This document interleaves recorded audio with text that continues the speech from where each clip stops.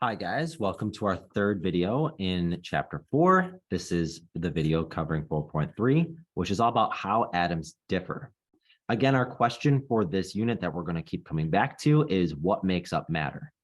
Now, on the left-hand side of my screen here, I have a snip of page 9 from your periodic table, or from your reference table, and it is your periodic table.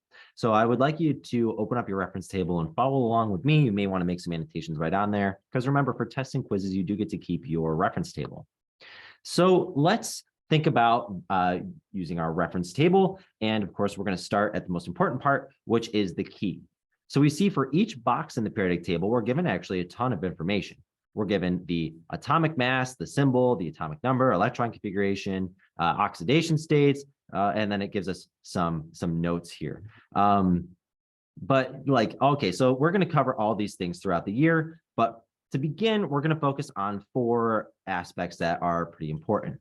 So we're going to cover the symbol, the atomic number, the mass number, and oxidation states. And now I know oxidation states sounds confusing, but I would like you to make a note next to oxidation states. This word means charge, which hopefully makes sense because you can see that there are positives and negatives by our charge here. So looking at this, you perhaps are slightly confused. Where did this decimal come from for atomic number? Why is there a decimal there? How come there's 3 different charges? Well, the thing to remember is that for our reference table, we are looking at all elements in existence. So this shows all possible carbon atoms, or let's say particles, because it's atoms or ions, right? So we'll say all possible C particles. So it is not for an individual atom, but I think it's going to be beneficial for us to think about individual particles and then consider, after we've mastered those individual particles, how do we translate those to what we see on the periodic table? So let's shift over here to the right, and we're going to start with a simpler example of drawing the chemical symbol for an individual particle. Okay, so it is important that we talk now about individual particles. Now, chemical symbols are very powerful because they represent a lot of information all at once. So let's think. If we know we have a sample that has 9 protons, 10 electrons, and 9 neutrons, let's think about how we could represent that information in a meaningful chemical symbol. I'm going to start with what I would consider to be the most important piece of information you're given here, and that is that we have 9 protons. Okay, so remember, 9 protons, that's your atomic number, and that is going to define the identity of your element. So if I look at my periodic table, I see 6, 7, 8, 9 right here. I have fluorine with an atomic mass, an atomic number of 9. So to begin my symbol, I'm gonna take my fluorine and I'm gonna write out the symbol. F. That's a symbol. So write out the thing in the box here. So I have F in the box. There we go. I've identified this as fluorine. Now all chemical symbols are going to have your atomic number in the bottom left-hand corner. So it's important that we make a note. This here is your symbol. This gives you the identity of your element. This here is the atomic number. And remember, that is just your protons. Now, I also have 10 electrons. Okay, so if you think back to 4.2, we can calculate charge by subtracting the number of electrons from our number of protons. So I see I have 9 protons, 10 electrons.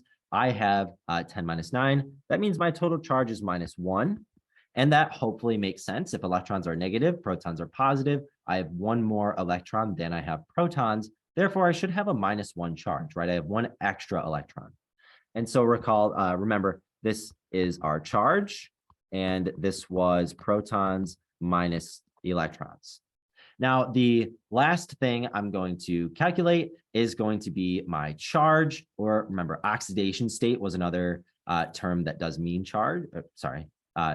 Charge does mean oxidation state, but I'm not going to calculate that. I already did. Instead, I'm going to calculate my mass number. So now I'm going to recall from 4.2 that mass number was protons plus neutrons. I have 9 protons, I have 9 neutrons, and so 9 plus 9 is 18. And that, let's make a note, this was the mass number, and this was protons plus neutrons, right? Perfect. And this is a complete chemical symbol. Now, if you are given this, you could back derive and calculate the number of each subatomic particle, and we can do all kinds of, fun stuff.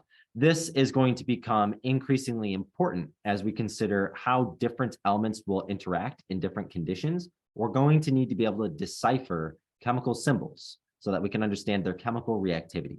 So that's where this is ultimately heading. Now, that's cool, and that's good for individual particles, but we live in the real world, and individual particles are all fun and dandy, but they're also all ultimately meaningless. They're too small. Instead, we need to deal with the bulk scale or the real world scale. And instead of looking at one atom, maybe we want to look at, instead of one fluorine, maybe we want to look at a chunk of fluorine or a sample of fluorine gas.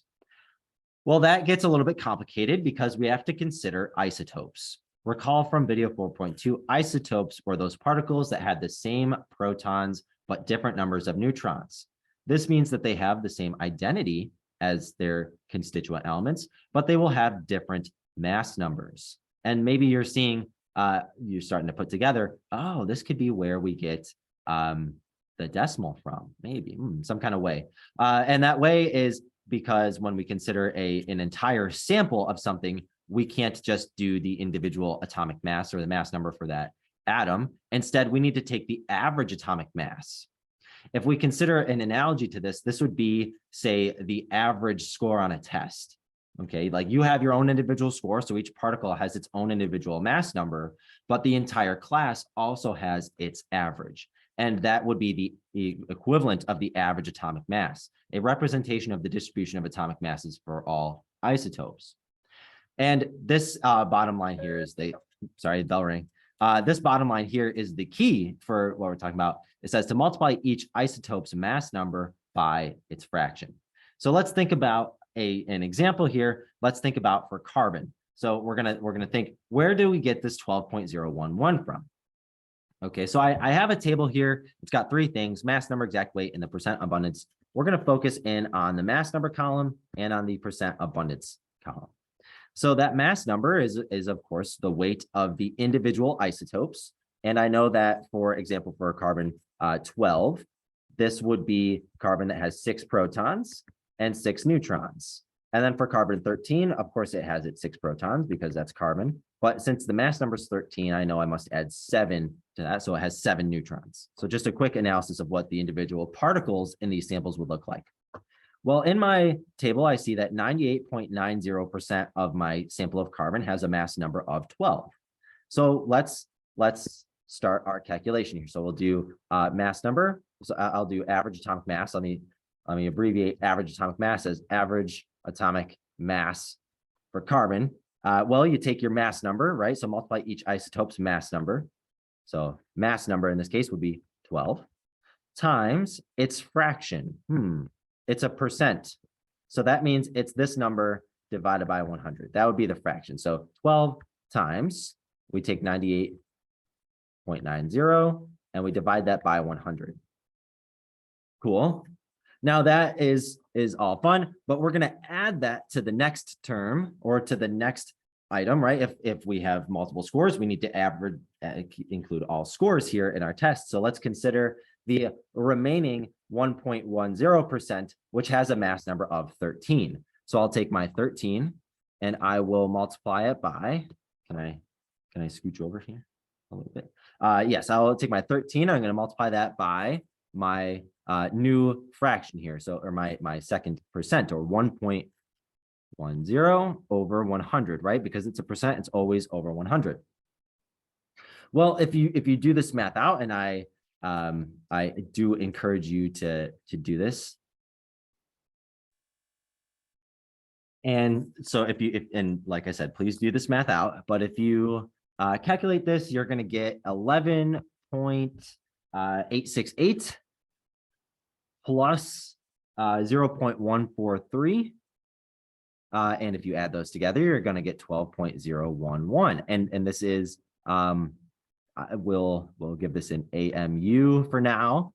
We are going to use a different unit when we get further into chemistry and you have a little bit better understanding what's going on. But just to point some important fun stuff out. 12.011 AMU is exactly what the average atomic mass was given as on the periodic table.